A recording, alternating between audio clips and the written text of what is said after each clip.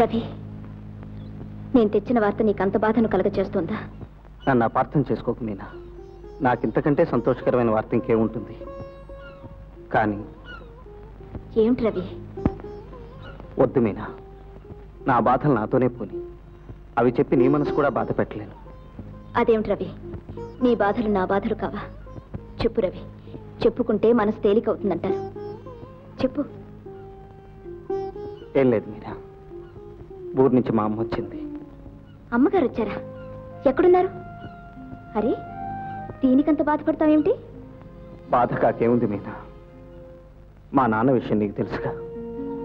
రైలు యాక్సిడెంట్లో ఆయన చనిపోయాడని భుజంగరావు గారు చెప్పారు. ఈ విషయం మా అమ్మతో ఎలా చెప్పేది?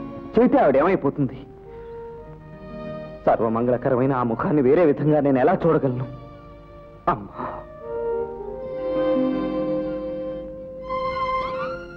పోనీ కొన్నాళ్ళు ఈ విషయం ఆమె దగ్గర తేకుండా ఉంటే ఎలా ఉండగలను? తేకుండా ఎలా ఉండగలను మీనా?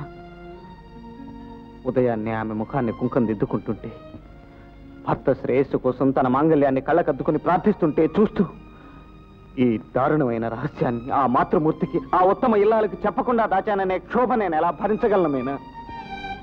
అవును రవి, ఈ విషయం ఎలాగైనా సరే ఆమెకు చెప్పాలి. లేకపోతే అది నీ పట్ల మహాపాపమే అవుతుంది.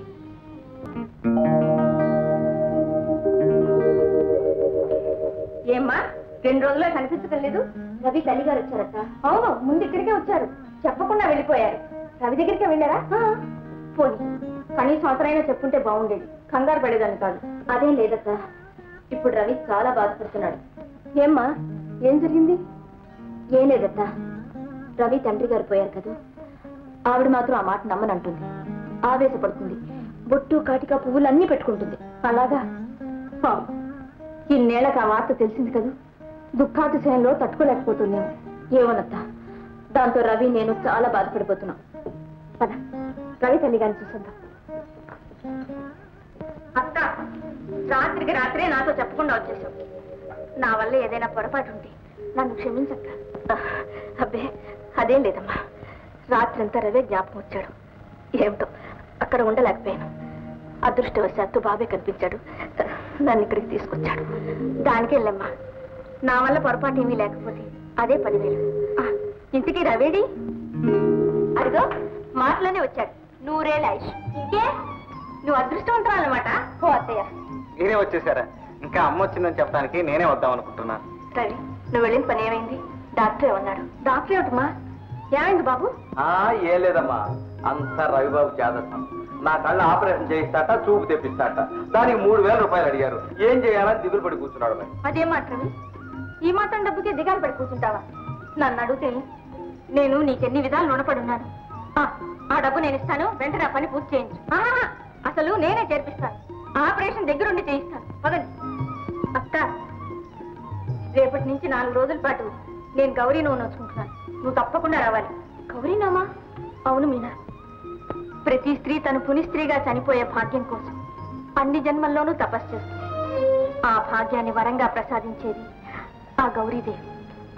అక్క, నువ్వు తప్పకుండా రావాలి. గౌరీ, శుభం అంటూ వ్రతం చేసుకుంటున్నా. ఉండమ్మా, పుట్టి పెడతాను.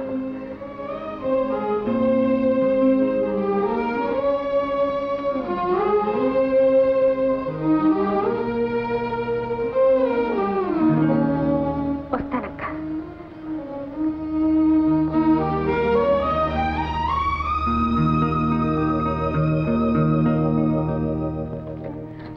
మీనా, లక్ష్మి గారు ఏదో చెప్పలేక మదన పడుతున్నారు. మీరేదో పొరపడ్డారు. మాంగళ్యం మీద అంత నమ్మకున్నామే పునిస్త్రీ. ఆమె భర్త జీవించి ఉన్నాడని ఆమె ఖచ్చితంగా తెలుసు.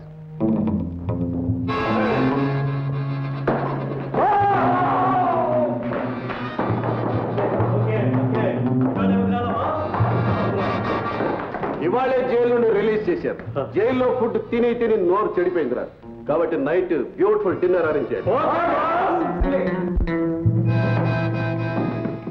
Happy to see you back. నన్ను జైలుకు పంపించి హ్యాపీయా? నేనా? అదంతా రవిగారు చేశాడు. వాడే ఇప్పుడు నా పనులంటికి అడ్డంగా ఉన్నాడు. శంకర్, నువ్వు మీ నాన్న నన్ను మీ పనులన్నిటికీ వాడుకొని నాతో అడ్డమైన ఘోరాలు చేయించారు. మంచి వాళ్ళకి ప్రభుత్వానికి నేను దుండగుడని తెలిపి నన్ను జైలుకు పంపించారు. కానీ శంకర్, నీ వంశాన్ని సర్వనాశనం చేయకపోతే నా పేరు సంగయ్య కాదు. నువ్వు చేసేదేమిటి? ఇప్పుడు ఆ మీనా పెళ్లి చేసుకొని ఆస్తంత రాబట్టుకోకపోతే మాకు అదంతే. ఏ అంతా దివాలా. ఓ, మరి ఆ డాన్సర్ లతా సంగతి? అది కూడా నువ్వే సాల్వ్ చేయాల్సింది లేదు.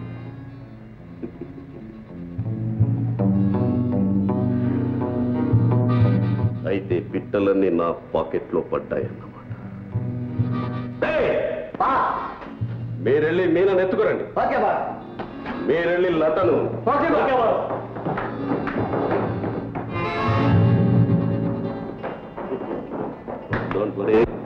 అన్నీ ఎదురొస్తున్నాయి.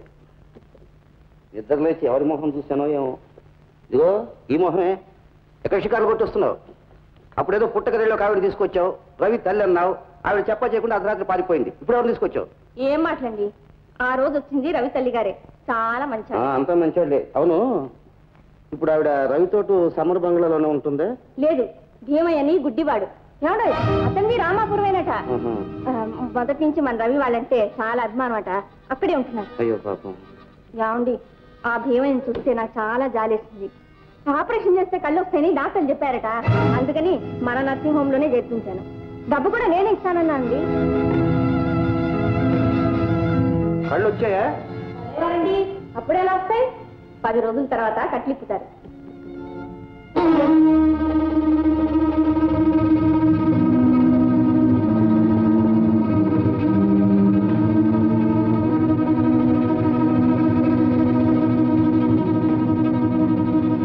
భీమయ్య కళ్ళు రాకూడదు.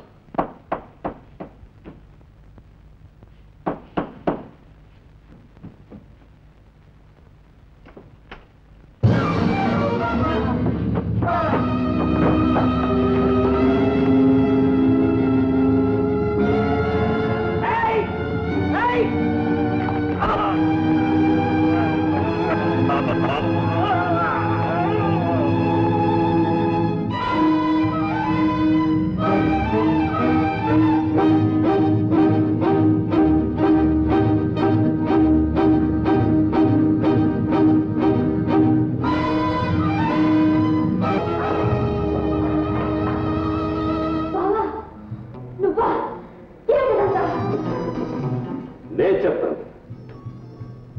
Wonderful selection Shankar. నిజంగా నీకు టేస్ట్ ఉందిరా. శంకర్కి నీకు పెళ్లి చేయాలని నిన్ను ఇక్కడికి రప్పించావు తెలుసా?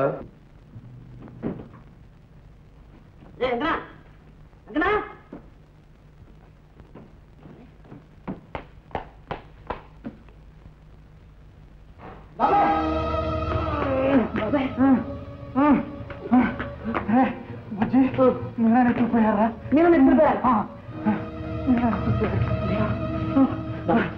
నీకేం పర్వాలేదు, చెప్పండి.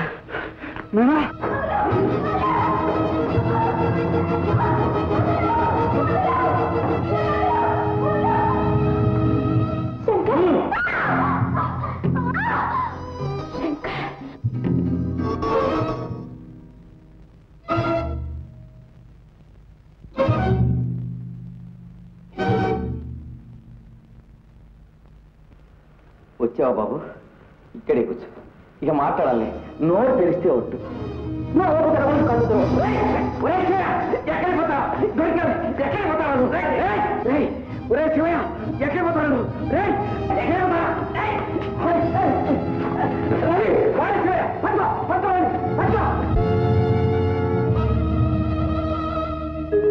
గణ్య కుమారి ధీమహే.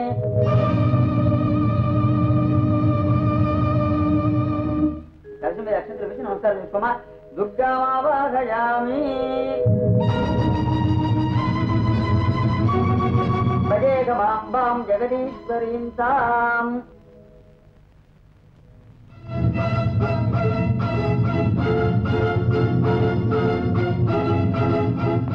రవి, అమ్మ రాలేదేం బాబు? గౌరీ వ్రతం ఈ రోజే పూర్తయింది. ప్రసాదం తీసుకో. తీసుకో బాబు.